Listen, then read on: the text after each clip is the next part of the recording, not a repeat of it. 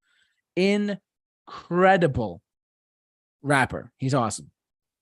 So, but I mean, he also did a Black album too, which is even funnier. He did the Black album in 2003 or 4. I forget when it was, Bill. Oh, I forgot it too. Yeah, but it was great, and the Blueprint as well was pretty good as well. But Jay-Z is one of those artists who I actually really respect him as an artist. He actually, I know we talk about rock on the show. Why we talk about this? Jay-Z is one of those artists. He'll be around for a long time too. He's not going to go anywhere. Him and Beyonce. Yeah, what can you say? But still, he disappointed. He angered a lot of people when he married Beyonce. Yeah, and he's like, and the two of them are happily married. Don't get me wrong, but everyone's like, "Oh, Beyonce, really? I wanted to get her too." You know, still whatever. But Jay-Z, incredible rapper, incredible performer too. From what I understand. And it's funny. I go back to that list from Rolling Stone magazine, where it's like he actually had where they list the top 50 acts to go see live in 2013. He was like number 5 or number 6. I forget. He was he was up there in the top 5 best live acts to go see right now in 2013. That tells me something about him as a performer, tells me something about him as a rapper, tells me something about him as a person. Jay-Z, if you're out there listening to us, we love you here at the Super Review Show. You're awesome. You are awesome, Jay-Z. Yes. And by the way, based on Aaron Judge's 61st home run, we're currently in an Empire state of mind, baby. Yes, we are. After that news broke a couple of minutes ago. All right, Bill, I have one more for you, and then we can wrap it up for tonight. Do you have any others you want to do at all or no? Should we talk about Beyonce or? Nah, it's okay. Should we pick out Adam Levine some more, or should we just let him suffer on his own? We'll talk about them in the 2010s. Good. They were much more dominant like 2010 on, truthfully. But yeah. So, anyways, Jay-Z, get on it. He's one of the GOATs. But this man ain't got nothing on Eminem. Oh. Marshall Mathers. If you're out there and you're listening to us in any capacity, whether it be on YouTube or whether it be on podcast, you are the GOAT. You are the greatest of all time. And people look up to you and not look up to anyone else. You are one of the GOATs of hip hop. You are one of the best to ever do it. You are one of the best people to ever rap on the earth. You were influenced by Run DMC. You were influenced by Coolio, Naughty by Nature. You outraged parents in the 2000s and taught the world to lose yourself in the moment before you got to let it go. Eminem, you are one of the GOATs of all time. There's a reason why he's been inducted into the Rock and Roll Hall of Fame this year. I don't know if you knew that, Bill. Yeah, I think you told me. It's funny. He, ironically enough, he inducted Run DMC into the Rock and Roll Hall of Fame, but he is now in the Rock and Roll Hall of Fame. So it's funny because it's like, oh, there's such thing as the Rap Hall of Fame. Well, it's from the same blues music led to rock and rap. Deal with it, people. It's just the truth. But Marshall Mathers as Eminem, the dude is a freaking GOAT. If him and Jay-Z toured, You'd go? I would go. No doubt. I would go see Eminem and Jay-Z on the same tour. They did that in like 2003 or 4, I think, or 2005. I mean, it's funny how I'm going to just throw some shade at someone in particular. My cousins. Family drama. Family drama. Here we go, kids. I'm going to educate you wannabe rapper kids out there.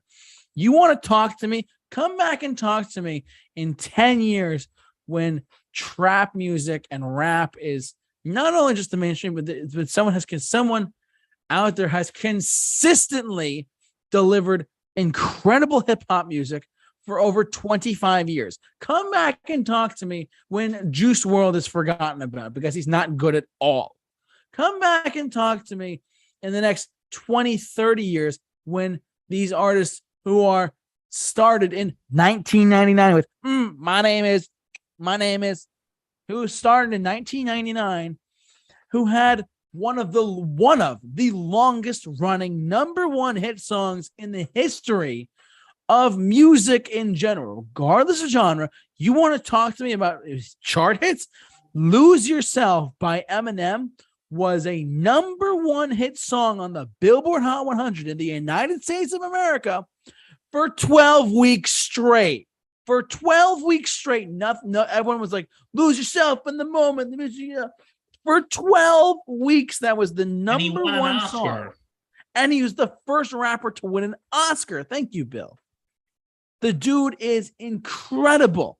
He is one of the GOATs. Jizz World's got nothing on this guy, okay? Eminem is one of the best to ever do it. That is not an opinion. That is a fact. You can ask anyone in the music industry that in general. They will say Eminem is one of the best to do it ever. They say Jay-Z is one of the best to do it ever.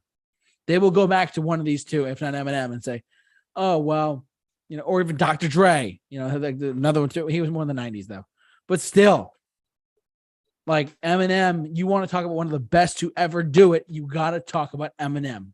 I would go see him if he toured, hands down. So, Bill, do you have any comments for Eminem? Well, did you know that Eminem actually did not show up at the Oscars I did.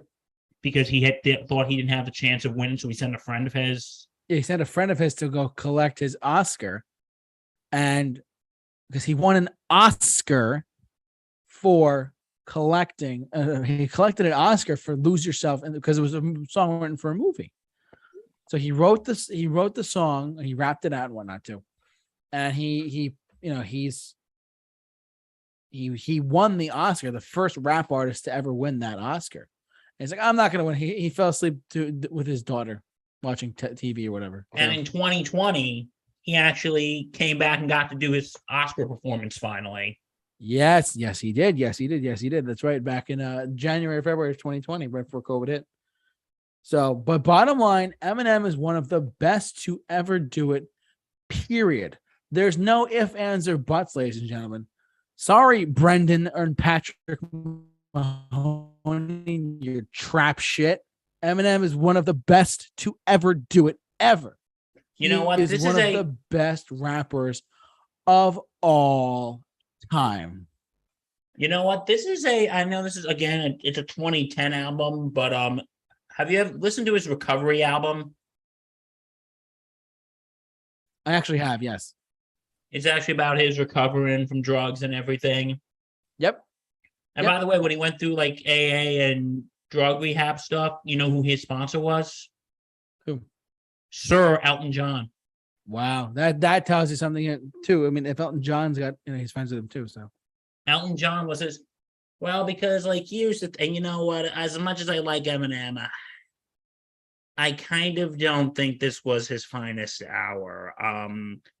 He made Revival? Some allegedly homophobic slurs. Oh, yeah, I heard about this, yeah. And then in 2003 at the Grammys, he got Elton John to play with him. Because for those of you who don't know by now, Elton John is gay. Yes. And I feel like Eminem just did it. See, I'm not homophobic. I have a gay friend. See, I'm not homophobic. Like, those people. Yeah, you know what? We're not gonna get into that, but no, we don't have to. But Eminem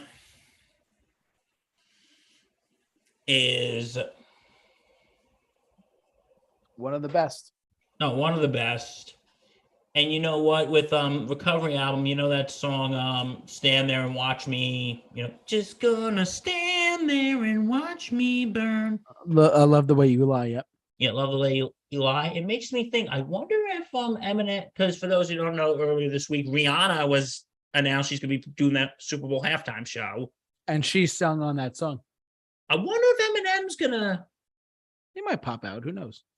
Well, he popped out last year. Well, he was one of the main acts for the Super Bowl halftime show. But and everybody was freaking out because he took a knee, and they thought it had to do with what, but it actually had to do with he was paying tribute to either Tupac or Biggie. Yeah, one of those two. But I wonder if Eminem's going to pop up for the Super Bowl halftime show. I wonder as well. I mean, I'm not like, I mean, I'm curious. I mean, they originally said Taylor Swift, but I'm like, I'm not sure. So I gotta we'll talk about her. Taylor We'll Swift, talk but- about her. We'll talk about her next week. She's way too. She was huge in like 2008 or 9. So we're gonna talk about her next week. Yeah, that's next week, folks. Yeah. So don't worry. But I think that's it. But do we hit all the big? I mean, outside of the ones we hit, I think we hit a lot of ones though, right? I think we hit everyone. Yeah. Well, that's That's gonna it. do it. That's gonna do it for us on